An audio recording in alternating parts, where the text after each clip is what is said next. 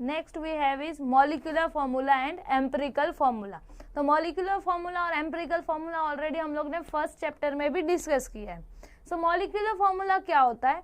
सो molecular formula हमें क्या represent करेगा? So molecular formula is the number of amount of element present in the compound. अगर अपने पास कोई भी कंपाउंड प्रेजेंट है तो वो कंपाउंड में कितने नंबर ऑफ एटम प्रेजेंट है, जो वो हमें क्या बताता है? Number of atom present in the compound. कितने नंबर ऑफ एटम प्रेजेंट है उसको हम बोलेंगे मॉलिक्यूलर फॉर्मूला। फॉर एग्जांपल अगर हम बात करेंगे बेंजीन की, तो बेंजीन का मॉलिक्यूलर फॉर्मूला हम क्या लिखते हैं? C6H6। ये क्या है? Molecular formula. क्यों मॉलिक्यूलर फॉर्मूला है? बिकॉज यहाँ पर हमें क्या पता चल रहा है? कार्बन कितना है? 6, हाइड्रोजन कितना है? 6। तो यहाँ पर कार्बन और हाइड्रोजन का अमाउंट हमें समझ में आ रहा है कि कार्बन का कितना अमाउंट है, तो 6 कार्बन प्रेजेंट है। हाइड्रोजन कितना प्रेजेंट है? 6 हाइड्रोजन प्रेजेंट है। तो मॉलिक्यूलर फॉर्मूला से हम क्या कैलकुलेट कर सकते हैं, क्या समझ सकते हैं? तो number of atom present in the compound. तो बेंजीन में अपने पास 6 कार्बन रहेंगे और 6 हाइड्रोजन रहेंगे, तो इसको हम क्या बोलेंगे? Molecular formula. फिर एम्पिरिकल फॉर्मूला हम किसको बोलेंगे? तो एम्पिरिकल फॉर्मूला से हमें क्या पता चलेगा? जो एलिमेंट प्रेजेंट है, जैसे कि यहाँ पर कार्बन और हाइड्रोजन प्रेजेंट है बेंजीन में, बट ये एलिमेंट का रेशियो क्या है, सिंपलेस्ट रेशियो क्या रहेगा, उसको हम क्या बोलेंगे? उसका एम्पिरिकल फॉर्मूला। तो बेंजीन का एम्पिरिकल फॉर्मूला क्या होगा? तो यहाँ पर देखो कार्बन और हाइड्रोजन है, 6 हम कॉमन निकालेंगे, तो यहाँ पर क्या रहेगा? 1। तो कार्बन और हाइड्रोजन का रेशियो क्या मिलेगा हमें? 1:1। तो कार्बन और हाइड्रोजन कितने रेशियो में कंबाइन हो रहे हैं? 1:1 का रेशियो में। तो जितना कार्बन कंबाइन होगा उतना ही हाइड्रोजन कंबाइन होगा। तो रेशियो से हमें ये समझ में आ रहा है। तो ये जो है इसको हम क्या बोलेंगे? उसका एम्पिरिकल फॉर्मूला। तो एम्पिरिकल फॉर्मूला से हम क्या कैलकुलेट कर रहे हैं? रेशियो ऑफ एलिमेंट, कि वो कंपाउंड में कितने रेशियो में वो एलिमेंट प्रेजेंट रहेंगे। और मॉलिक्यूलर फॉर्मूला से हम क्या कैलकुलेट कर रहे हैं? कि वो कंपाउंड में कितने अमाउंट में वो एलिमेंट प्रेजेंट है। That is molecular formula. Clear दोनों में डिफरेंस? नेक्स्ट अभी हम एम्पिरिकल फॉर्मूला और मॉलिक्यूलर फॉर्मूला कैसे कैलकुलेट करेंगे उसके लिए रूल स्टडी करेंगे और फिर उसके बेसिस पे हम प्रॉब्लम सॉल्व करेंगे। तो फर्स्ट हम देखते हैं रूल्स और उसके बाद हम एम्पिरिकल फॉर्मूला और मॉलिक्यूलर फॉर्मूला कैसे डिराइव करेंगे उसका प्रॉब्लम सॉल्व करेंगे। सो ये रूल्स पहले हम लोग स्टडी करेंगे और यही रूल्स का हम यूज करेंगे प्रॉब्लम्स को सॉल्व करने के लिए। तो फर्स्ट हम क्या देखेंगे? Add all the percentage of element. तो आपको जो भी एलिमेंट गिवन रहेगा क्वेश्चन में उनका परसेंटेज गिवन रहेगा, तो हमें क्या करना है? वो हर एक परसेंटेज ऑफ एलिमेंट को ऐड करना है। तो ऐड करने के बाद अगर उसका वैल्यू 100% मिलेगा तो हम क्या बोलेंगे? Oxygen is absent. अगर वो सारे एलिमेंट को हम ऐड करेंगे उनका परसेंटेज और हमें अगर वैल्यू 100% मिला तो हम क्या बोलेंगे? Oxygen is absent. और अगर वैल्यू लेस देन 100% मिला तो हम क्या बोलेंगे? Oxygen is present. अगर लेस देन 100% मिलेगा तो हम क्या बोलेंगे? Oxygen is present. अगर ऑक्सीजन प्रेजेंट है तो हमें ऑक्सीजन का परसेंटेज फाइंड आउट करना पड़ेगा। तो हम परसेंटेज कैसे फाइंड आउट करेंगे ऑक्सीजन का?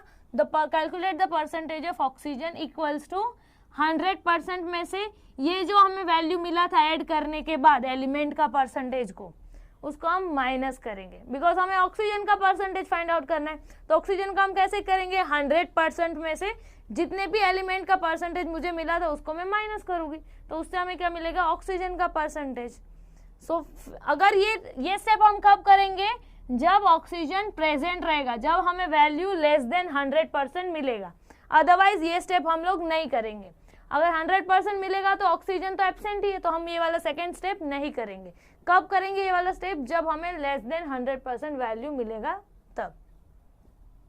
देन हम क्या कैलकुलेट करेंगे? Number of moles.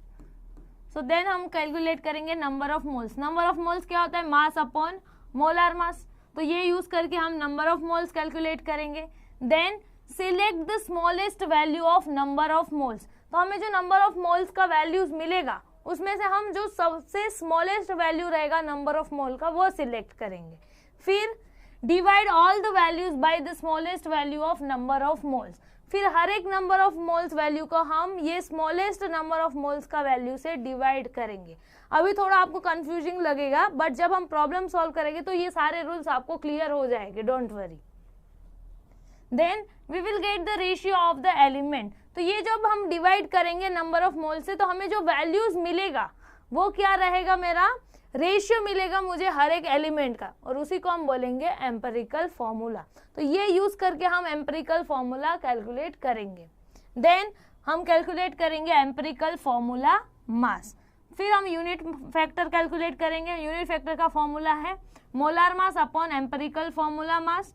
देन हम कैलकुलेट करेंगे मॉलिक्यूलर फॉर्मूला। और मॉलिक्यूलर फॉर्मूला कैसे करेंगे, तो ये जो हमें वैल्यू मिलेगा आर इनटू एम्पिरिकल फॉर्मूला, यहाँ से जो हमें एम्पिरिकल फॉर्मूला मिला है दोनों को हम मल्टीप्लाइड करेंगे और मॉलिक्यूलर फॉर्मूला कैलकुलेट करेंगे। तो ये सारे रूल्स बहुत इंपॉर्टेंट है एम्पिरिकल फॉर्मूला और मॉलिक्यूलर फॉर्मूला कैलकुलेट करने के लिए। ये बुक में गिवन नहीं है, बुक में डायरेक्ट प्रॉब्लम सॉल्व किया हुआ है, बट हमें ये रूल अगर पता रहेगा तो हम इजीली वो प्रॉब्लम्स को सॉल्व कर सकते हैं।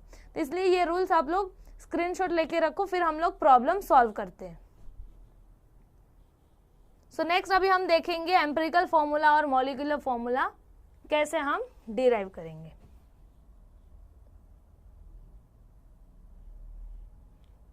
सो फर्स्ट अपने पास है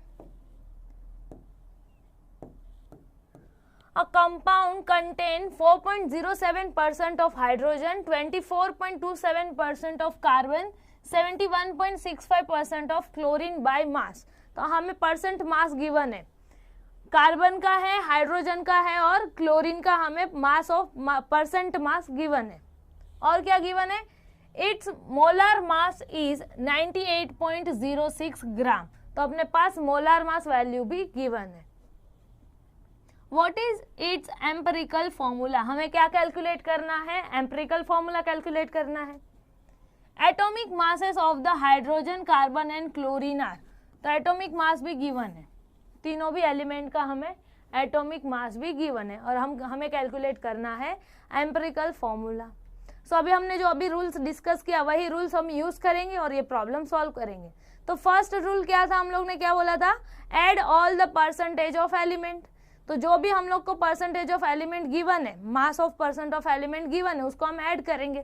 तो यहाँ पर अपने पास देखो हाइड्रोजन का परसेंटेज है, कार्बन का है और क्लोरीन का है, तो ऐड करेंगे 4.07% प्लस 71.65% प्लस कार्बन का है 24.27%। तो इसको ऐड करेंगे तो हमें वैल्यू क्या मिलेगा, हमें वैल्यू मिलेगा 99.99%। तो इसको हम अप्रोक्सीमेटली क्या कंसीडर करेंगे, 100%। सो यहाँ पर देखो हमें वैल्यू क्या मिल रहा है, परसेंटेज को ऐड करने के बाद 100% मिल रहा है। तो यहाँ पर हम क्या लिखेंगे, 100% अगर हमें मिलेगा वैल्यू तो हम क्या बोलेंगे, ऑक्सीजन इज एब्सेंट। अगर ये 100% वैल्यू नहीं मिलता तो हम क्या करते हैं, ऑक्सीजन का भी परसेंटेज फाइंड आउट करते। तो फर्स्ट रूल अपना हो गया, हम लोगों ने क्या किया, हर एक परसेंटेज को ऐड कर दिया और हमें वैल्यू मिला है 100%, तो हम क्या बोलेंगे, oxygen is absent. Next rule क्या था, हम क्या कैलकुलेट करेंगे, नंबर ऑफ मोल। तो नंबर ऑफ मोल के लिए हम पहले एक बॉक्स में ही सारी वैल्यूज लिख लेते हैं और उसके बाद वो सॉल्व करते हैं। तो यहाँ पर है अपने पास एलिमेंट, वो एलिमेंट का हमें परसेंट मास गिवन है। देन हमारे पास एटॉमिक मास भी गिवन है।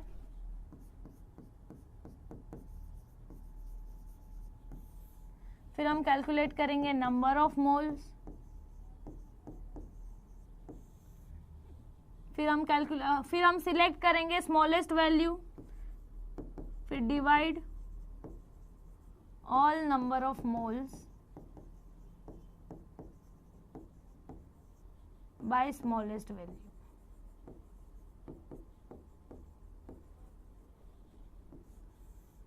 फिर हमें मिलेगा एम्पिरिकल फॉर्मूला। तो यहाँ पर देखो अपने पास कौन कौन से एलिमेंट प्रेजेंट है वो लिखते हैं फर्स्ट। तो अपने पास है carbon, hydrogen and chlorine. Percent मास कितना है कार्बन का, 24.27%। फिर हाइड्रोजन का है 4.07% और क्लोरीन का है 71.65%। एटॉमिक मास भी गिवन है अपने पास, सो 1.008, सॉरी हाइड्रोजन का है 1.008, कार्बन का है 12 और क्लोरीन का है 35.453। क्लियर, इतना हमें गिवन है। अब हम क्या कैलकुलेट करेंगे, हम लोग ने ऐड कर लिया, हमें 100% मिला, हम लोग ने बोला oxygen is absent. Next rule क्या था, हम क्या कैलकुलेट करेंगे, नंबर ऑफ मोल्स। तो नंबर ऑफ मोल्स का फॉर्मूला क्या था, देखो ये वाला स्टेप हो गया, ये वाला करने की जरूरत नहीं है। थर्ड है अपने पास नंबर ऑफ मोल्स। तो नंबर ऑफ मोल्स का फॉर्मूला क्या है, मास अपॉन मोलार मास। तो नेक्स्ट अभी हम क्या करेंगे, मास अपॉन मोलार मास करके नंबर ऑफ मोल्स कैलकुलेट करेंगे। So number of moles, first अपने पास देखे कार्बन है, कार्बन का मास क्या है 24। यहाँ पर ना हमें क्या करना है, वोल नंबर में ही वैल्यूज चाहिए, तो हम इसको अप्रोक्सीमेट 24 कंसीडर करेंगे। एटॉमिक मास क्या है 12, तो हमें वैल्यू मिलेगा 2। नेक्स्ट हाइड्रोजन का मास है 4.07, इसको हम 4 ही कंसीडर करेंगे, एटॉमिक मास है 1, तो ये वैल्यू मिलेगा हमें 4। अभी यहाँ पर ले लो 71 है उसका मास, क्लोरीन का मास है 71.65 और यहाँ पर है 35.453।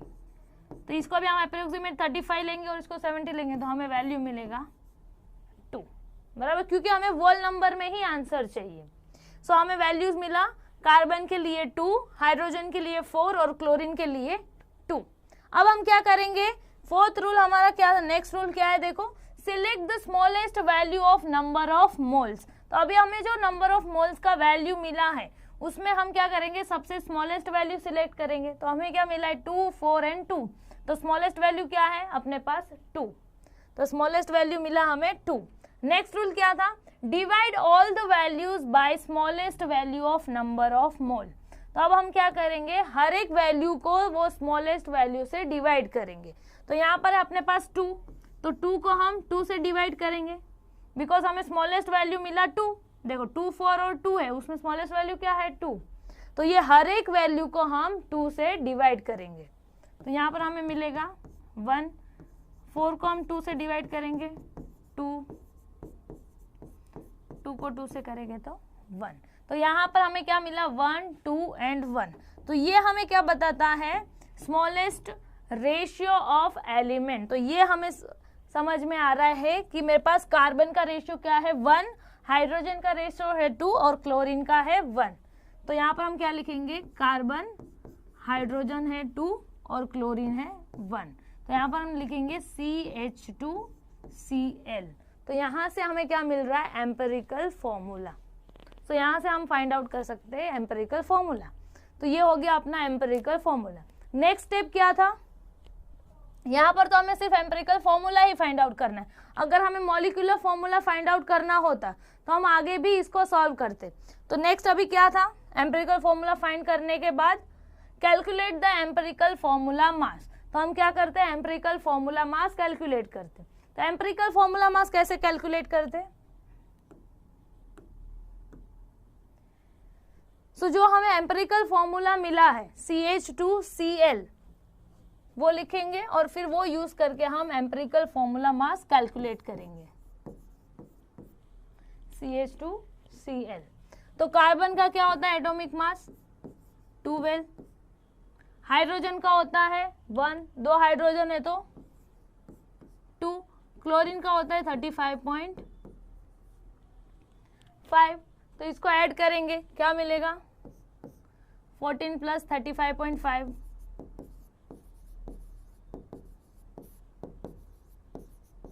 49.5। तो ये हमें मिल गया एम्पिरिकल फॉर्मूला मास। तो एम्पिरिकल फॉर्मूला मास हम कैसे कैलकुलेट करेंगे, तो अपने पास जो भी एम्पिरिकल फॉर्मूला हमें मिलेगा उसमें वो एलिमेंट का हम एटॉमिक मास को ऐड करेंगे। जैसे कि यहाँ पर अपने पास CH2Cl, तो कार्बन का एटॉमिक मास होता है 12, हाइड्रोजन का होता है 1, अपने पास 2 हाइड्रोजन है 2 1 जा 2, और क्लोरीन का एटॉमिक मास होता है 35.5। तो हम तीनों भी एटॉमिक मास को क्या करेंगे, ऐड करेंगे।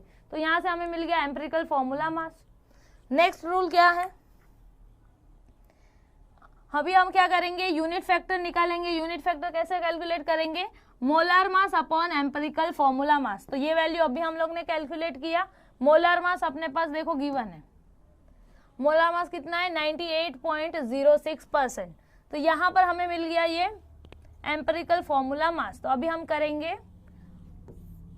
Molar mass upon empirical formula mass. इससे हमें क्या मिलेगा, R that is unit factor. So molar mass value क्या है अपने पास 98.06 और एम्पिरिकल फॉर्मूला हमें कितना मिला 49.5। तो इसको हम अप्रोक्सीमेटली 50 कंसीडर करेंगे, इसको 100 करेंगे तो हमें वैल्यू मिलेगा 2। तो यूनिट फैक्टर का वैल्यू हमें क्या मिला 2। अभी हम क्या कैलकुलेट करेंगे, molecular formula.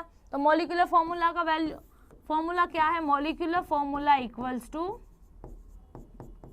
Are into empirical formula.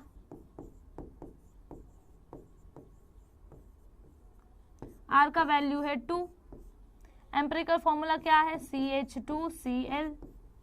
तो क्या मिलेगा, यहाँ पर कुछ नहीं है तो 1, तो 1 इंटू 2 तो C2, यहाँ पर है 2, 2 इंटू 2 4 तो C4 और Cl2।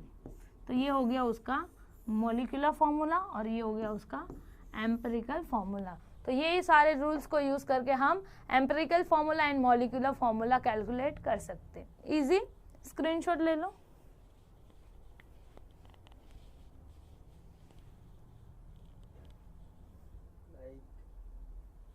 नेक्स्ट अभी अपने पास है a compound with molar mass 159 was found to contain 39.62% copper, 20.13% sulphur, suggest the molecular formula for the compound. तो यहाँ पर भी हमें क्या कैलकुलेट करना है, मॉलिक्यूलर फॉर्मूला कैलकुलेट करना है।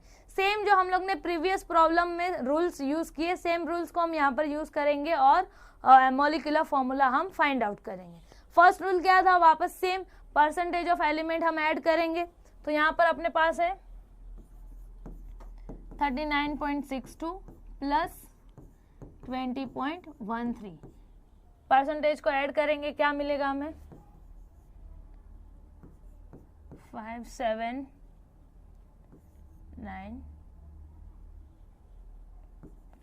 59.75%। तो यहाँ पर अभी हमें वैल्यू क्या मिला है 100% से लेस। तो यहाँ पर हम क्या बोलेंगे, ऑक्सीजन इज प्रेजेंट। तो यहाँ पर हम बोलेंगे ऑक्सीजन इज प्रेजेंट। तो ऑक्सीजन प्रेजेंट है तो हम क्या करेंगे, अभी ऑक्सीजन का परसेंटेज फाइंड आउट करेंगे। तो क्या था फॉर्मूला, 100% माइनस परसेंटेज ऑफ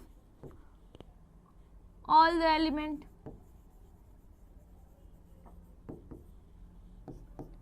तो 100 माइनस ये यहाँ पर क्या है 59.75। तो यहाँ पर हमें क्या मिलेगा 40.25%।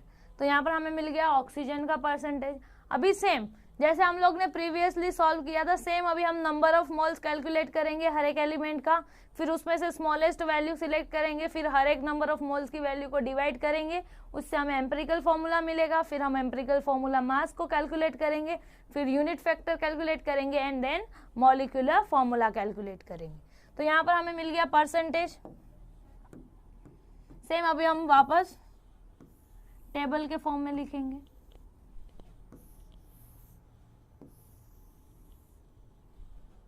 तो अपने पास है एलिमेंट, उसका परसेंट मास, उनका एटॉमिक मास, देन हम कैलकुलेट करेंगे नंबर ऑफ मोल्स, फिर divide all value by smallest value, और फिर हमें मिलेगा एम्पिरिकल फॉर्मूला।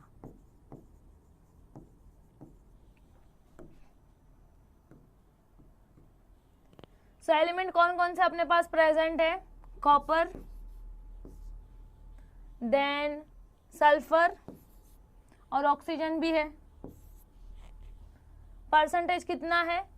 कॉपर के लिए है 39.62%, सल्फर का है 20.13% और ऑक्सीजन हमें मिला 40.25%।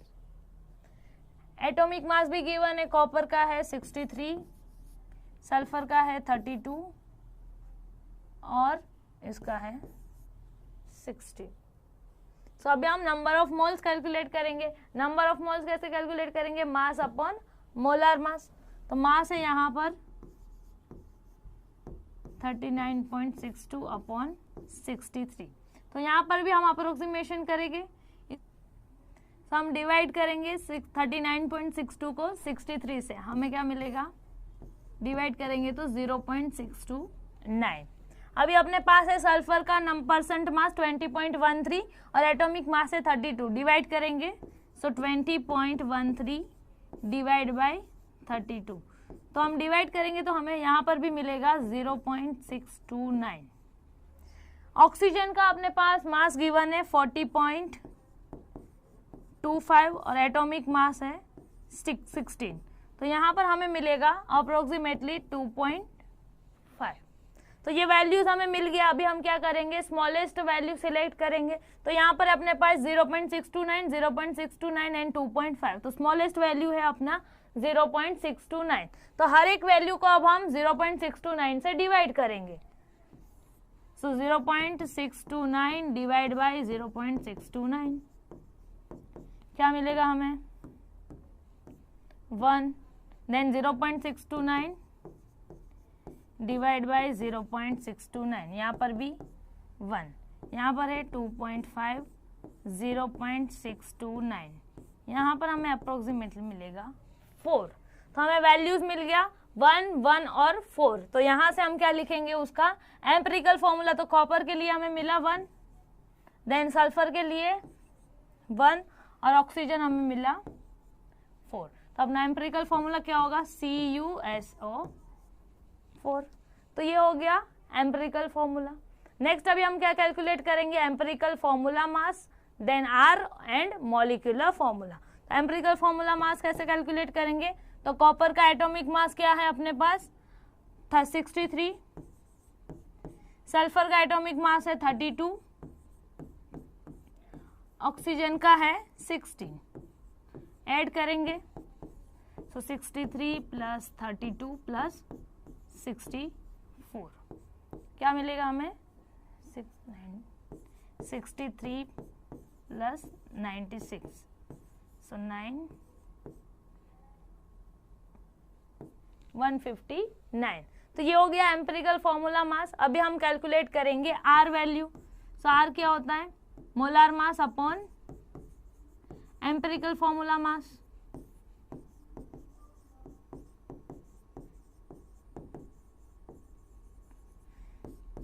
सो मोलार मास कितना गिवन है? मोलार मास अपने पास है 159, तो यहाँ पर मोलार मास 155। एम्पिरिकल फॉर्मूला मास भी हमें मिला 159, डिवाइड करेंगे तो हमें मिलेगा आर का वैल्यू 1। अभी हम कैलकुलेट करेंगे मॉलिक्यूलर फॉर्मूला। तो molecular formula equals to R into empirical formula. तो आर का वैल्यू है 1। एम्पिरिकल फॉर्मूला अपने पास क्या था? CuSO4। तो यहाँ पर मॉलिक्यूलर फॉर्मूला भी हमें क्या मिलेगा? CuSO4। तो एम्पिरिकल फॉर्मूला वही है और अपना मॉलिक्यूलर फॉर्मूला भी वही है। तो ये हो गया एम्पिरिकल फॉर्मूला और molecular formula based problem. So next we have is chemical reaction and stoichiometric calculation. So अगर हम बात करेंगे केमिकल रिएक्शन की, तो केमिकल रिएक्शन हम किसको बोलेंगे? तो जहाँ पर रिएक्टेंट रहेगा, रिएक्टेंट इंटरेक्ट होकर प्रोडक्ट में कन्वर्ट होगा, उसी को हम इक्वेशन के फॉर्म में लिखते हैं, उसी को हम क्या बोलते हैं? Chemical reaction. तो केमिकल रिएक्शन हम किसको बोलेंगे? तो अपने पास रहेगा रिएक्टेंट जो कन्वर्ट होगा प्रोडक्ट में, और ये जो हम इक्वेशन लिखते हैं इसी को हम बोलते हैं केमिकल रिएक्शन। सपोज अपने पास है रिएक्टेंट A प्लस बी जो कन्वर्ट हो रहा है C। तो ये हो गया मेरा एक केमिकल इक्वेशन। तो ये जो केमिकल रिएक्शन अपन लिखते हैं वो केमिकल रिएक्शन का यूज करके भी हम बहुत सारे कैलकुलेशन कर सकते हैं, और उसी को हम क्या बोलते हैं, स्टाइकियोमेट्रिक कैलकुलेशन। तो स्टाइकियोमेट्रिक कैलकुलेशन मीन्स व्हाट, ये जो अपने पास केमिकल इक्वेशन या केमिकल रिएक्शन जो है वो केमिकल रिएक्शन का यूज करके भी हम बहुत सारे इंफॉर्मेशन निकाल सकते हैं। जैसे कि जो ये केमिकल रिएक्शन है उससे हमें क्या पता चल रहा है कि ए और बी जो कंबाइन हो रहे, इंटरेक्ट हो रहे, उनका प्रोपोर्शन क्या है। तो यहाँ पर देखो कुछ नहीं, मतलब 1, बी का भी 1, यहाँ पर भी कुछ नहीं, मीन्स सी का भी नंबर ऑफ मोल्स क्या है 1। तो यहाँ पर ये इक्वेशन का यूज करके हम क्या कैलकुलेट कर सकते हैं, नंबर ऑफ मोल्स, यस और नो। तो हम ये इक्वेशन का यूज करके बहुत सारे कैलकुलेशन कर सकते हैं, और वही कैलकुलेशन को हम क्या बोलेंगे, स्टाइकियोमेट्रिक कैलकुलेशन। जैसे कि हम कैलकुलेट कर सकते हैं number of moles of reactant in chemical reaction as well as number of moles of product form.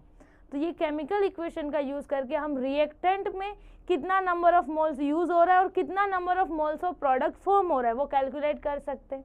Then it indicates the masses of reactant and product linked in the chemical change। तो यहाँ पर जो chemical reaction में reactant और product जो present है वो reactant और प्रोडक्ट का कितना मास इन्वॉल्व है, कितना number of mass of reactant combine होकर कितना number of mass of product form हो रहा है। तो यहाँ पर हम मास भी कैलकुलेट कर सकते हैं ये केमिकल इक्वेशन का यूज करके। Then it indicates the relation between volume of gaseous reactant and product at standard temperature and pressure as well as हम वॉल्यूम भी कैलकुलेट कर सकते हैं। अगर कोई अपने पास गैसियस सब्सटेंस अवेलेबल है, गैसियस सब्सटेंस प्रेजेंट रहेगा, तो हम लोग ने ऑलरेडी डिस्कस किया है गैसियस सब्सटेंस के लिए हम क्या करेंगे, वॉल्यूम में बात करेंगे। हम लोग क्या बोलेंगे, उनका वॉल्यूम कंबाइन होता है। जैसे कि सॉलिड और लिक्विड में हम क्या बोलते हैं, जो रिएक्टेंट है उनका मास कंबाइन होकर प्रोडक्ट में कन्वर्ट होगा। हम लोग ने फर्स्ट चैप्टर में ऑलरेडी डिस्कस किया है law of conservation of mass.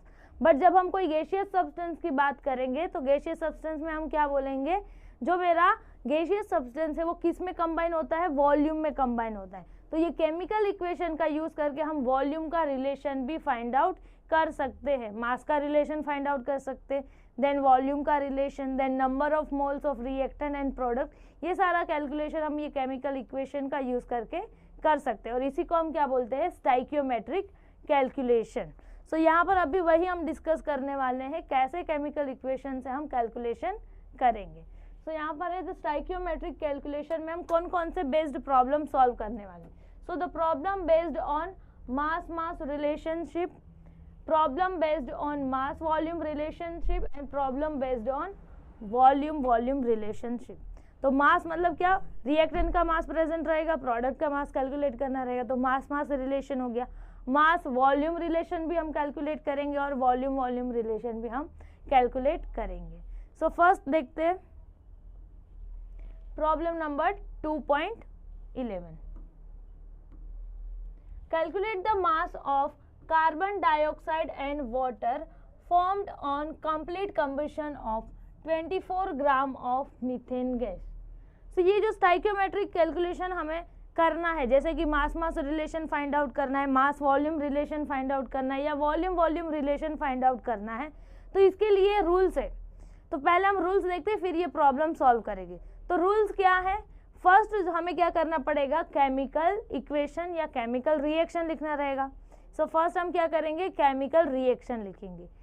Second condition क्या है, वो केमिकल रिएक्शन या केमिकल इक्वेशन जो हम लिखने वाले वो क्या होना चाहिए, बैलेंस्ड केमिकल इक्वेशन। अगर बैलेंस नहीं है तो पहले हम क्या करेंगे, उसको बैलेंस करेंगे। सो फर्स्ट हमें क्या करना है, बैलेंस्ड केमिकल इक्वेशन लिखना है, क्लियर। फिर वो बैलेंस्ड केमिकल इक्वेशन का यूज करके हम मास वॉल्यूम कैलकुलेट कर सकते हैं। सो यहाँ पर अभी देखते हैं क्वेश्चन क्या है। Calculate the mass of carbon dioxide and water. हमें क्या करना है, कार्बन डाइऑक्साइड एंड वाटर का मास फाइंड आउट करना है। Formed on complete combustion of 24 gram of methane gas. So यहाँ पर हम क्या कर रहे हैं, 24 ग्राम ऑफ मीथेन को कंबशन कर रहे, और कितना वाटर और कार्बन डाइऑक्साइड फॉर्म होगा उसका मास हमें कैलकुलेट करना है।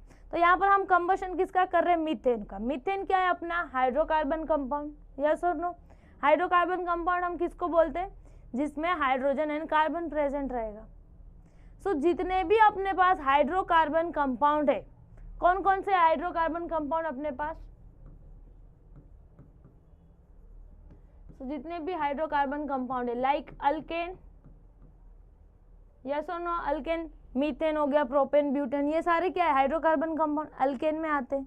Then alkene, then alkyne.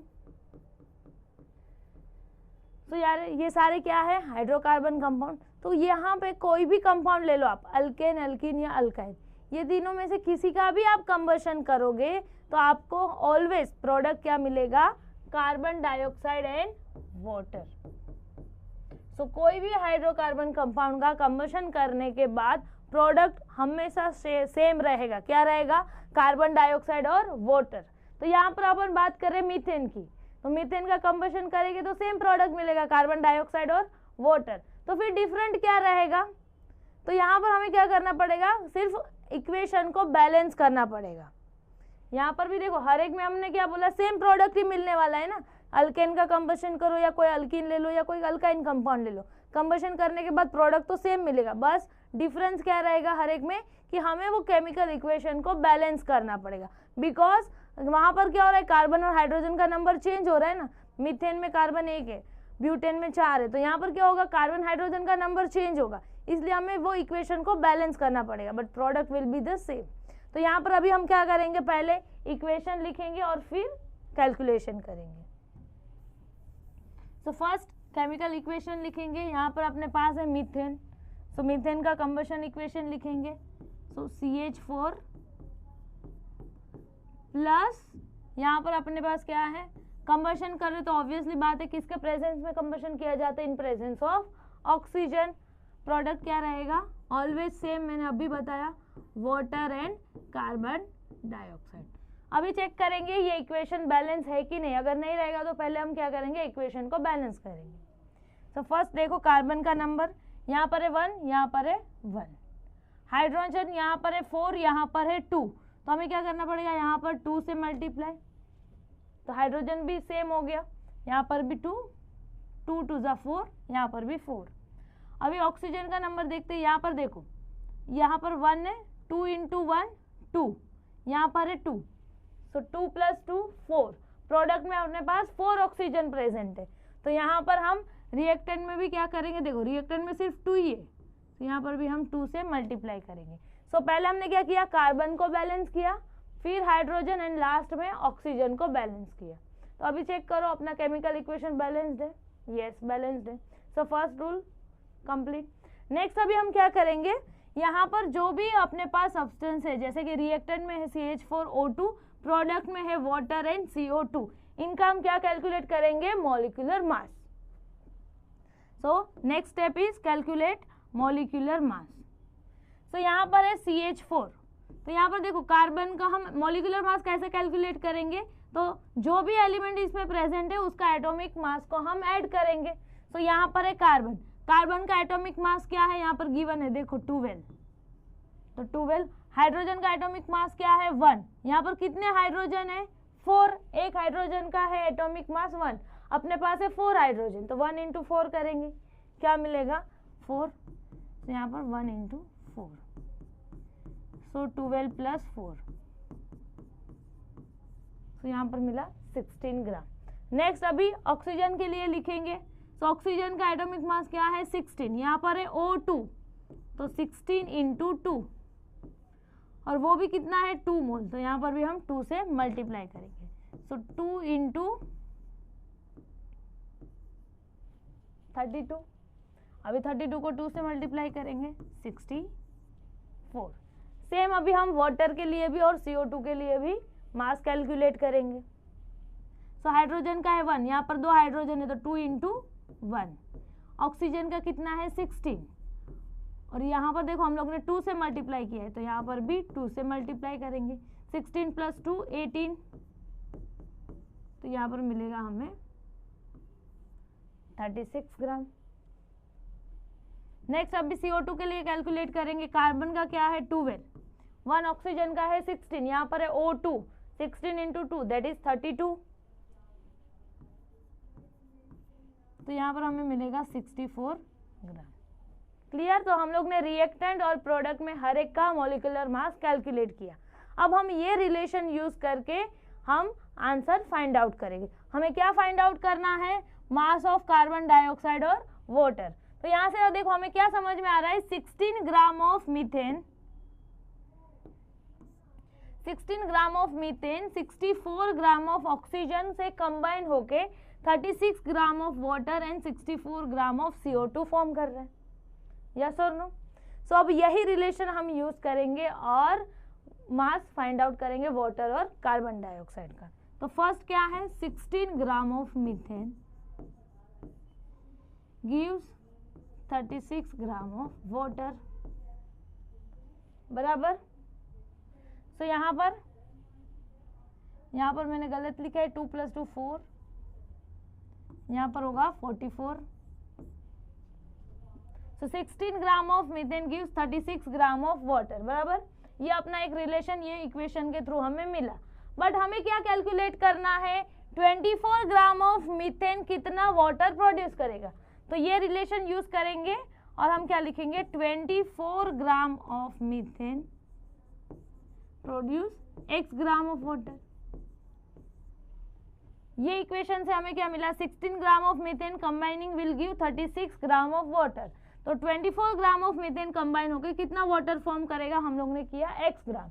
तो हमें क्या करना है, ये x का वैल्यू कैलकुलेट करना है। कैसे करेंगे, सिंपल क्रॉस मल्टीप्लीकेशन। सो क्या मिलेगा, 24 इंटू 36 अपॉन 16, 8 2 जा 8 3 जा 18 2 जा। तो यहाँ पर मिलेगा हमें 46 ग्राम ऑफ वाटर, सॉरी 18 3 जा 54 ग्राम ऑफ वाटर। क्लियर? तो यहाँ से हमें क्या मिला, 24 gram of methane combining and it will form 54 gram of water. Yes और नो? तो यहाँ पर हमें वाटर का मास मिल गया। सेम अभी हम किसके लिए फाइंड आउट करेंगे, कार्बन डाइऑक्साइड के लिए। So 16 gram of methane produce 44 gram of CO2. So 16 gram of methane gives 44 gram of CO2. तो यहाँ पर हमें किसके लिए फाइंड आउट करना है, for 24 gram. So 24 gram of methane equals to y gram. हमें ये y का वैल्यू कैलकुलेट करना है।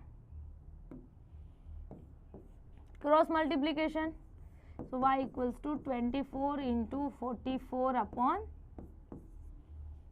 16, 8 2 जा 8 3 जा, यहाँ पर 22। तो क्या मिलेगा, 66 ग्राम ऑफ CO2। तो हम क्या लिखेंगे, 24 gram of methane gives 66 gram of CO2।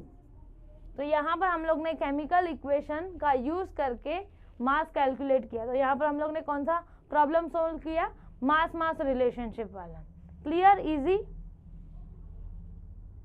Screenshot ले लो इसका पहले। नेक्स्ट है problem number 2.12। How much calcium oxide will be produced by decomposition of 5 gram of calcium carbonate. तो यहाँ पर हमें क्या कैलकुलेट करना है, how much gram of calcium oxide. तो mass of calcium oxide calculate करना है जब हम 5 ग्राम ऑफ कैल्शियम कार्बोनेट को डीकम्पोज करेंगे। क्लियर? तो यहाँ पर हम क्या करेंगे, पहले इक्वेशन लिखेंगे, वो इक्वेशन को बैलेंस करेंगे, फिर वहाँ से हम मॉलिक्यूलर मास फाइंड आउट करेंगे, फिर वही रिलेशन यूज करके 5 ग्राम ऑफ कैल्शियम कार्बोनेट कितना कैल्शियम ऑक्साइड प्रोड्यूस करेगा वो करेंगे। जैसे हम लोग ने प्रीवियस एग्जांपल में देखा, सेम यहाँ पर भी हम वही करेंगे। सो फर्स्ट हम लिखेंगे अपना केमिकल इक्वेशन। सो यहाँ पर क्या करना है हमें, decomposition of calcium carbonate. So calcium carbonate on decomposition क्या फॉर्म होगा, कैल्शियम ऑक्साइड प्लस CO2, बराबर। अब हम क्या करेंगे, चेक करेंगे ये इक्वेशन बैलेंस है या नहीं। So calcium calcium calcium same है, एक कार्बन, यहाँ पर भी 1 कार्बन, यहाँ पर है 3 ऑक्सीजन, यहाँ पर 1, यहाँ पर 2, तो 2 + 1 3, तो हर एक एलिमेंट बैलेंस्ड है, तो यहाँ पर हमें बैलेंस करने की ज़रूरत नहीं है, अपना इक्वेशन ऑलरेडी बैलेंस्ड इक्वेशन है। अब क्या करेंगे हम, कैल्शियम कार्बोनेट का मास फाइंड आउट करेंगे, कैल्शियम ऑक्साइड का फाइंड आउट करेंगे।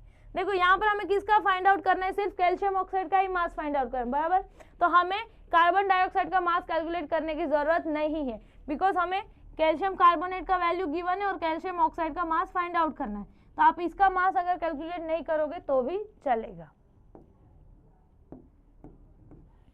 सो कैल्शियम का एटॉमिक मास होता है 40, कार्बन का होता है 12, हम लोग ने अभी प्रीवियस प्रॉब्लम में सॉल्व किया। एक ऑक्सीजन का होता है 16, तो यहाँ पर है 3, तो 16 × 3, तो यहाँ पर 52 + 42, तो यहाँ पर हमें मिलेगा 48, यहाँ पर हमें मिलेगा 100, तो यहाँ पर हमें कैल्शियम कार्बोनेट कितना मिला, 100 ग्राम। नेक्स्ट अभी हम क्या करेंगे, कैल्शियम ऑक्साइड के लिए कैलकुलेट करेंगे। सो कैल्शियम का एटॉमिक मास है 40, ऑक्सीजन का है 16, सो 56 ग्राम। तो यही रिलेशन अभी हम यूज करेंगे। सो यहाँ से हमें क्या मिल रहा है, 100 ग्राम of calcium carbonate gives 56 gram of calcium oxide. हमें किसके लिए फाइंड आउट करना है, 5 ग्राम। सो 5 gram of calcium carbonate gives x ग्राम, और ये x का वैल्यू हमें कैलकुलेट करना है। क्या करेंगे हम, क्रॉस मल्टीप्लीकेशन। सो 56 × 5/100, सो यहाँ पर 25 जा, यहाँ पर 10 2 जा, यहाँ पर 28 2 जा, तो क्या मिला 28/10, दैट इज 2.8 ग्राम। सो हमें आंसर क्या मिला, 5 gram of calcium carbonate gives 2.8 gram of calcium oxide. तो यहाँ पर भी देखो हम लोग ने मास मास रिलेशन यूज किया है केमिकल इक्वेशन के थ्रू, और कैल्शियम ऑक्साइड का हम लोग ने मास कैलकुलेट किया। इजी, स्क्रीनशॉट ले लो।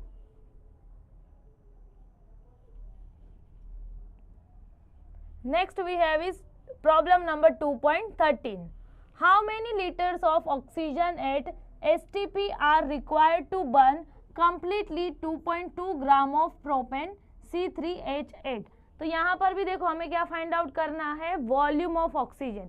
वॉल्यूम क्यों, बिकॉज देखो हमें हाउ मेनी लीटर्स पूछा है। सो यहाँ पर हमें क्या कैलकुलेट करना है, ऑक्सीजन का वॉल्यूम। सो वॉल्यूम कैलकुलेट करना है, और हम क्या कर रहे हैं, 2.2 ग्राम ऑफ प्रोपेन को कंबस्ट कर रहे हैं। बर्निंग मतलब क्या, कंबशन। यहाँ पर भी हमें क्या करना है, कंबशन रिएक्शन लिखना है। किसका कंबशन हम कर रहे हैं, यहाँ पर देखो प्रोपेन का। प्रोपेन क्या है, अपना हाइड्रोकार्बन कंपाउंड, यस और नो। तो यहाँ पर भी हम क्या लिखेंगे, हाइड्रोकार्बन कंपाउंड का कंबशन। तो यहाँ पर भी सेम प्रोडक्ट रहेगा जो हम लोग ने फर्स्ट एग्जाम्पल में देखा।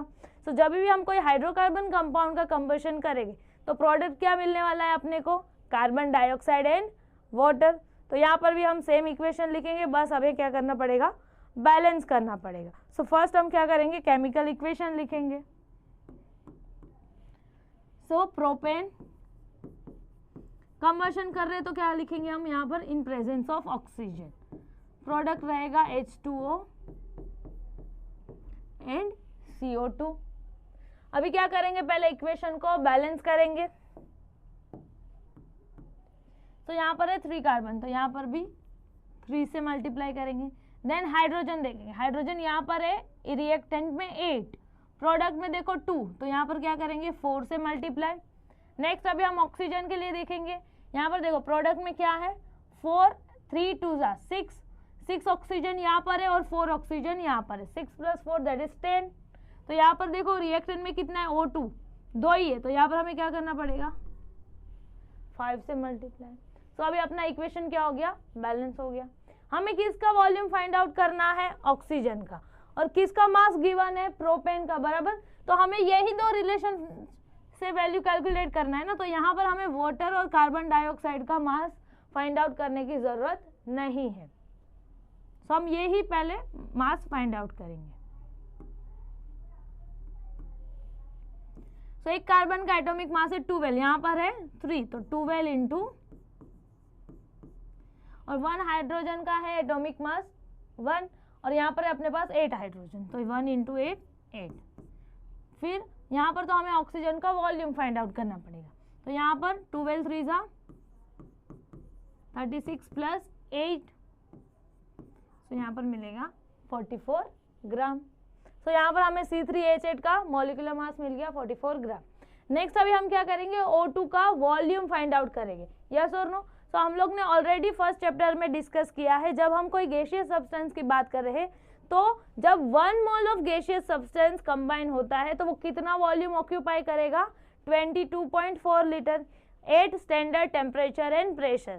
सो जब भी कोई स्टैंडर्ड टेम्परेचर और प्रेशर कंडीशन गिवन है, इन दैट केस अपना गैस का वॉल्यूम 1 मोल ऑफ गैस कितना वॉल्यूम ऑक्यूपाई करता है, 22.4 लीटर।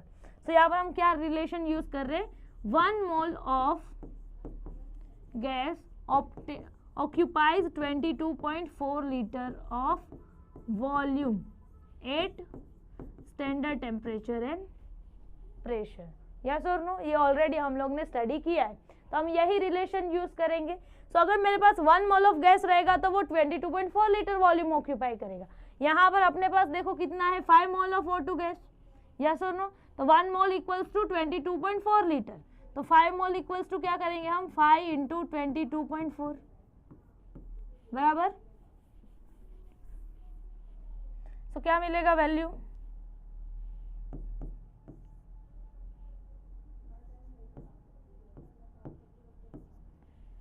सो 112 लीटर। तो अभी हम लोग को ये कैलकुलेट करने की जरूरत नहीं है, बिकॉज हमें ऑक्सीजन का ही वॉल्यूम कैलकुलेट करना है। तो अभी हम यही रिलेशन यूज करेंगे और कैलकुलेट करेंगे volume. So 44 gram of propane gives 112 litre of O2। हमें किसके लिए फाइंड आउट करना है, 2.2 ग्राम। यहाँ पर हम लेंगे x litre of O2। Same x का वैल्यू कैलकुलेट करना है, हम क्या करेंगे, क्रॉस मल्टीप्लीकेशन। सो क्या मिलेगा वैल्यू, 2.2 इंटू 112 अपॉन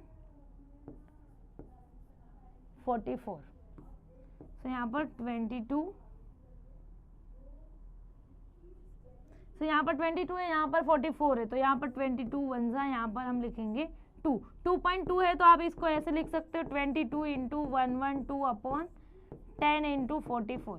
फिर कैंसिल करो तो 21, यहाँ पर मिलेगा 2 और यहाँ पर मिलेगा 5 6 56, सो 56 अपॉन 10 क्या मिलेगा हमें, 5.6 लीटर। तो हम क्या लिखेंगे, 2.2 gram of propane will require 5.6 liter of oxygen. So 2.2 gram of propane needs 5.6 liter of oxygen. Clear. तो यहाँ पर देखो हम लोग ने मास वॉल्यूम रिलेशन यूज किया है, स्क्रीनशॉट ले लो। सो ये था अपना प्रॉब्लम नंबर 2.13। नेक्स्ट है अपने पास प्रॉब्लम नंबर 2.14। सो देखते problem number 2.14। A piece of zinc weighing 0.635 gram when treated with excess of dilute H2SO4 liberated 200 cm cube of hydrogen at standard temperature and pressure. Calculate the percentage purity of the zinc sample. तो यहाँ पर हमें क्या calculate करना है, percentage purity of zinc, yes और no. और यहाँ पर हमें परसेंटेज फाइंड आउट करना है। जिंक का वेट गिवन है 0.635 ग्राम, बराबर। किसके साथ ट्रीट कर रहे हैं हम लोग, इन प्रेजेंस ऑफ डाइल्यूट H2SO4। तो फर्स्ट हम क्या करेंगे, केमिकल इक्वेशन लिखेंगे और यहाँ पर देखो हमें परसेंटेज प्यूरिटी फाइंड आउट करना है। तो परसेंटेज प्यूरिटी का पहले हम फॉर्मूला देखेंगे। तो परसेंटेज प्यूरिटी का फॉर्मूला है परसेंट प्यूरिटी इक्वल्स टू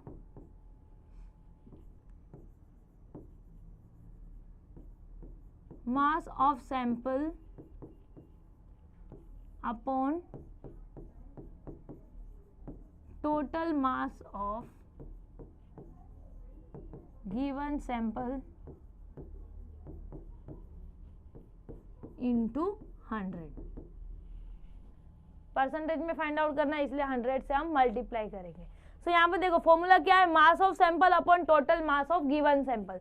तो ये जो टोटल मास ऑफ गिवन रहेगा, देखो सैंपल का वैल्यू गिवन है तो टोटल मास का वैल्यू हमें गिवन है, तो यहाँ पर देखो वैल्यू गिवन है 0.635 ग्राम, तो टोटल मास का वैल्यू हमें गिवन है। परसेंटेज प्योरिटी फाइंड आउट करना है तो हमारे पास क्या होना चाहिए, मास ऑफ सैंपल। तो यहाँ पर पहले हम क्या कैलकुलेट करेंगे, mass of sample. Total mass value तो गिवन है, उसको फिर 100 से हम मल्टीप्लाई कर देंगे। तो फर्स्ट हम क्या कैलकुलेट करने वाले हैं, मास ऑफ सैंपल। कैसे कैलकुलेट करेंगे, सेम अभी तक जैसे हम लोग ने सॉल्व किया, इक्वेशन लिखेंगे, रिलेशन यूज करके पहले हम मास का कैलकुलेट करेंगे। तो यहाँ पर देखो अपने पास क्या गिवन है, जिंक को हम कर रहे हैं in presence of excess dilute H2SO4। तो यहाँ पर इक्वेशन क्या बनेगा,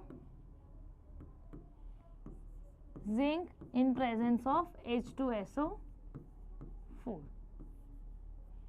जिंक क्या है, मेटल, क्या चार्ज होता है जिंक पे 2 प्लस, SO4 पे क्या होता है 2 माइनस, एक हाइड्रोजन पे प्लस होता है, यहाँ पर है 2 हाइड्रोजन तो यहाँ पर रहेगा 2 प्लस चार्ज। तो यहाँ पर क्या होगा, फिर जिंक SO4 के साथ कंबाइन हो जाएगा तो क्या फॉर्म होगा, zinc sulphate plus H2। Clear, तो ये हो गया अपना इक्वेशन। तो अभी क्या लिखेंगे हम, मॉलिक्यूलर मासेस।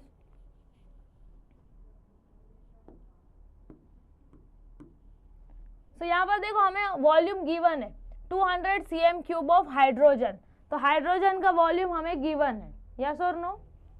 और यहाँ पर ये भी गिवन है at standard temperature and pressure. तो हम लोग ने यहाँ ऑलरेडी डिस्कस किया लास्ट प्रॉब्लम में, जब हम गैस सब्सटेंस की बात करेंगे तो 1 मोल ऑफ गैसियस सब्सटेंस कितना वॉल्यूम ऑक्यूपाई करेगा, 22.4 लीटर, यस और नो। तो वही रिलेशन यहाँ पर भी हम यूज करेंगे। तो जिंक यहाँ पर अपने पास जिंक का एटॉमिक नंबर क्या, एटॉमिक मास नंबर क्या होता है 65। यहाँ पर तो सिर्फ जिंक ही है तो हम लोग जिंक का ही लिखेंगे। तो यहाँ पर जिंक का है अपने पास एटॉमिक मास 65। और यहाँ पर देखो हमें H2 गैस के बारे में बोला है तो हम लोग यही 2 रिलेशन यूज करने वाले, तो इसका मास कैलकुलेट करने की जरूरत नहीं है। तो यहाँ पर देखो 1 मोल है ना, यहाँ पर कुछ नहीं है मतलब 1 मोल। तो यहाँ पर अपने पास हाइड्रोजन गैस कितना है 1 मोल, तो हम लोग यहाँ पर क्या लिखेंगे 22.4 लीटर, बिकॉज हमें मालूम है 1 मोल ऑफ गैस कितना वॉल्यूम ऑक्यूपाई करेगा 22.4 लीटर। तो यहाँ पर अपने पास हाइड्रोजन कितना है 1 मोल, तो हम लोग क्या लेंगे 1 मोल ऑफ H2 गैस कितना वॉल्यूम लेने वाला है 22.4 लीटर। तो यहाँ से देखो हमें क्या रिलेशन मिल रहा है, 65 gram of zinc form 22.4 litre of H2 बराबर। हमें देखो क्या गिवन है 200 cm³ ऑफ H2, तो यहाँ पर हमें हाइड्रोजन का वॉल्यूम गिवन है 200 cm³। तो देखो 200 cm³ वॉल्यूम, यहाँ वहाँ पर वॉल्यूम का यूनिट क्या है cm³, यहाँ पर हमारे पास वॉल्यूम का यूनिट क्या है लीटर। तो अगर हमें कंपेयर करना है तो पहले क्या करना पड़ेगा, यूनिट सेम करना पड़ेगा ना। हम लोग यहाँ पर डायरेक्ट 200 cm³ लिख सकते हैं क्या, रिलेशन में नहीं लिख सकते, बिकॉज यहाँ पर हम लोग ने लीटर में वैल्यू लिया है। तो वहाँ पर जो cm³ वैल्यू है उसको भी हम पहले क्या करेंगे, लीटर में कन्वर्ट करेंगे। सो हम लोग ने ये भी फर्स्ट चैप्टर में स्टडी किया था। 1 cm³ क्या होता है, इक्वल्स टू 1 ml, यस और no. 1 cm³ equals to 1 ml। यहाँ पर अपने पास क्या है 200 cm³, so 200 cm³ equals to 200 ml बराबर। अभी हमें चाहिए वैल्यू लीटर में, तो हम क्या लिखेंगे 1 litre equals to 1000 ml, 1 litre equals to 1000 ml। अपने पास कितना है 200 ml है, so 200 ml equals to how much litre 0.2, yes और no. 1 litre equals to 1000 ml, तो 200 ml equals to how much litre 0.200 litre. Clear. तो यहाँ से हमने क्या किया, वैल्यू को लीटर में कन्वर्ट किया, इजी। तो यहाँ पर अब 200 cm³ इक्वल्स टू हम क्या लिखेंगे, equals to 200 ml which is equals to 0.2 litre.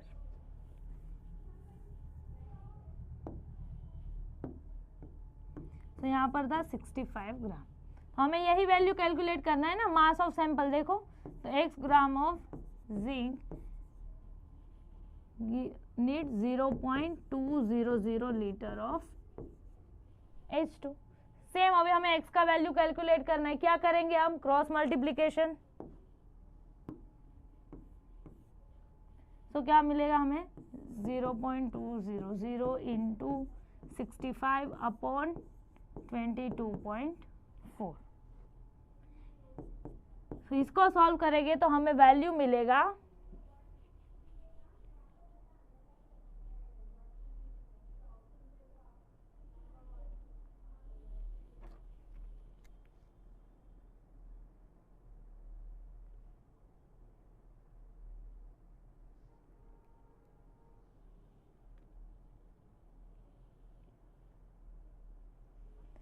100 में वैल्यू मिलेगा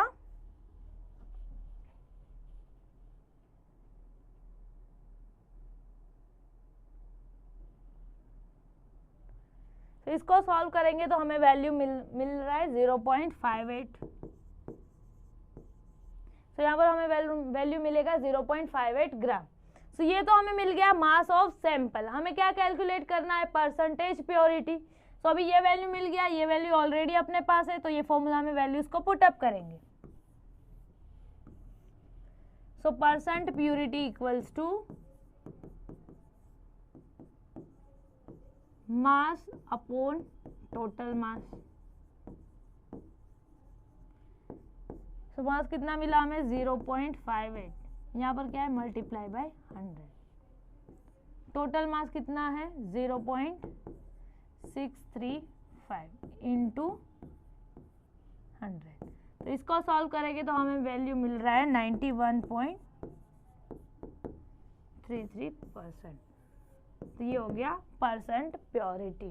क्लियर। सो फर्स्ट हमने सेम केमिकल इक्वेशन लिखा, मास कैलकुलेट किया, फिर वो मास को ये वाला फॉर्मूला में पुटअप किया और परसेंट प्योरिटी कैलकुलेट किया। इजी। यहाँ पर भी देखो हम लोग ने मास वॉल्यूम रिलेशन यूज किया। स्क्रीनशॉट ले लो इसका भी। So next we have is limiting reagent. So limiting reagent हम किसको बोलेंगे? सो यहाँ पर भी हम लेंगे अपना केमिकल रिएक्शन। केमिकल रिएक्शन में क्या है, अपने पास रिएक्टेंट है जो कि कन्वर्ट होगा प्रोडक्ट में।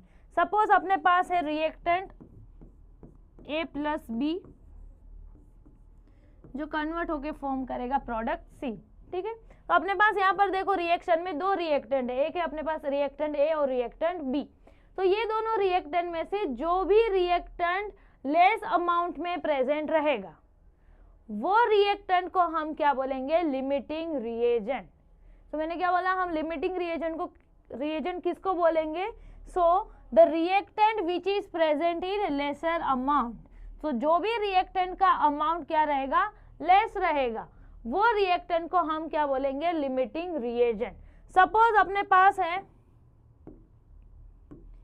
A 100 और B है सपोज 200। ठीक है। तो A और B क्या हो रहा है, कंबाइन हो रहा है और वो प्रोडक्ट C में कन्वर्ट होगा। तो यहाँ पर देखो हमें पता है A क्या है अपने पास, कम अमाउंट में है ना। तो जैसे जैसे रिएक्शन स्टार्ट होगा A क्या होते जाएगा, A और B यूज होते जाएगा और एक टाइम ऐसा आएगा A यूज हो जाएगा, कंप्लीट A क्या हो जाएगा, यूज हो जाएगा। पर B अपने पास ज्यादा अमाउंट में, B तो अपने पास सॉल्यूशन में प्रेजेंट रहेगा, बट A क्या है अपने पास लेस अमाउंट में प्रेजेंट है। तो A क्या हो गया, कंप्लीटली यूज हो गया और उसने क्या किया, C में कन्वर्ट हो गया। बट आगे और रिएक्शन प्रोसीड हो पाएगी क्या? नहीं हो पाएगी। क्यों? बिकॉज अपने पास जो A का अमाउंट है वो कम है और उसकी वजह से आगे प्रोडक्ट फॉर्म नहीं हो पाएगा। भले ही अपने पास सॉल्यूशन में B प्रेजेंट है, but because of this A जो कि कम अमाउंट में प्रेजेंट है और उसकी वजह से आगे प्रोडक्ट फॉर्म नहीं हो पाएगा, इसलिए हम A को क्या बोलेंगे, लिमिटिंग रिएजेंट। तो कोई भी रिएक्शन में जब रिएक्टेंट में, हमें सिर्फ यहाँ पर देखो रिएक्टेंट की ही बात कर रहे हैं, प्रोडक्ट के लिए नहीं देखना है। लिमिटिंग रिएजेंट में हम सिर्फ रिएक्टेंट ही देखेंगे कि जो दो रिएक्टेंट या दो से ज़्यादा रिएक्टेंट प्रेजेंट है तो वो रिएक्टेंट में से किसका अमाउंट कम है, और उसकी वजह से क्या होगा, वो लिमिटिंग रिएजेंट की वजह से आगे रिएक्शन प्रोसीड नहीं हो पाएगा बिकॉज वो यूज हो गया है। भले ही अपने पास यहाँ पर देखो बी रहेगा सॉल्यूशन में, बट ए की क्वांटिटी यूज हो गया तो आगे रिएक्शन प्रोसीड नहीं हो पाएगा, इसलिए हम ए को क्या बोलेंगे, लिमिटिंग रिएजेंट। इजी, कोई भी रिएक्शन में जो रिएक्टेंट है वो रिएक्टेंट में जिसका अमाउंट कम रहेगा, जिसकी वजह से आगे प्रोडक्ट नहीं फॉर्म हो गया होगा, that is limiting reagent. Clear? तो यहाँ पर हम एग्जाम्पल के थ्रू देखते हैं कि हम लिमिटिंग रिएजेंट कौन सा है वो कैसे समझेंगे। अगर कोई अपने पास रिएक्शन प्रेजेंट है उसमें से कौन सा रिएक्टेंट लिमिटिंग रिएजेंट है वो हम कैसे कैलकुलेट करेंगे। सो फर्स्ट हम क्या करेंगे, केमिकल इक्वेशन लिखेंगे। वो केमिकल इक्वेशन को हम क्या करेंगे, बैलेंस करेंगे। बैलेंस करने के बाद हम क्या कैलकुलेट करेंगे, नंबर ऑफ मोल्स। जितने भी रिएक्टेंट प्रेजेंट है वो रिएक्टेंट का हम क्या करेंगे, नंबर ऑफ मोल्स कैलकुलेट करेंगे, और जिसका नंबर ऑफ मोल्स कम रहेगा उसको हम क्या बोलेंगे, लिमिटिंग रिएजेंट। सो फर्स्ट यहाँ पर देखो अपने पास एक एग्जांपल है, NO plus O2 gives nitrogen dioxide. तो फर्स्ट हम लोग ने इक्वेशन लिखा, फिर अब हम क्या करेंगे, ये इक्वेशन को बैलेंस करेंगे। तो यहाँ पर देखो इक्वेशन बैलेंस है क्या, यहाँ पर है 2 नाइट्रोजन, यहाँ पर भी है 2 नाइट्रोजन। ऑक्सीजन देखो यहाँ पर है 1 इंटू 2, 2 प्लस 2 4, तो यहाँ पर है 2 इंटू 2, तो यहाँ पर भी 4 ऑक्सीजन है, यहाँ पर भी 4 ऑक्सीजन है। नाइट्रोजन भी बैलेंस है और ऑक्सीजन भी बैलेंस है। सो अभी हम क्या कैलकुलेट करेंगे, नंबर ऑफ मोल्स। कैसे कैलकुलेट करेंगे नंबर ऑफ मोल्स, तो सेम जैसे हम लोग अभी तक का प्रॉब्लम सॉल्व कर रहे थे वहां पर कैसे रिलेशन यूज कर रहे थे ना, सेम यहाँ पर भी हम इक्वेशन से वो रिलेशन यूज करेंगे। तो यहाँ पर देखो 2 मोल्स ऑफ NO कितना फॉर्म करेगा, 2 मोल्स ऑफ NO2, यही हमें मिल रहा है इक्वेशन से। 2 moles of NO will give 2 moles of NO2 बराबर, ये हमें इक्वेशन से मिल रहा है। Suppose we have 8 moles of NO, अपने पास कितना है, 8 मोल्स ऑफ NO प्रेजेंट है, तो वो कितना NO2 फॉर्म करेगा वो हम कैलकुलेट करेंगे। तो ये अपने पास इक्वेशन से रिलेशन मिल गया। अभी हम 8 मोल्स के लिए कैलकुलेट करेंगे। सो 8 moles NO will give X मोल। तो वापस क्या करेंगे हम, क्रॉस मल्टीप्लीकेशन, तो क्या मिलेगा हमें वैल्यू 8 इंटू 2/2, तो हमें क्या मिलेगा 8 मोल्स। तो अगर हम 8 मोल्स ऑफ NO यूज करेंगे तो हमें NO2 का कितना मिल रहा है, 8 मोल्स ऑफ NO2 मिलेगा। सेम अभी हम ऑक्सीजन के लिए भी कैलकुलेट करेंगे कि अगर हम यहाँ पर देखो ऑक्सीजन कितना गिवन है 7 मोल, तो अगर हम 7 मोल ऑफ ऑक्सीजन लेंगे तो हमें NO2 का कितना नंबर ऑफ मोल्स मिलेगा, और फिर हम क्या करेंगे, कंपेयर करेंगे, जिसका नंबर ऑफ मोल्स वैल्यू कम रहेगा उसको हम क्या बोलेंगे, लिमिटिंग रिएजेंट। तो सेम अभी हम ऑक्सीजन के लिए कैलकुलेट करेंगे। तो यहाँ पर देखो इक्वेशन से हमें क्या रिलेशन मिल रहा है, यहाँ पर कुछ नहीं है मतलब 1, तो 1 mole of O2 gives 2 mole of NO2।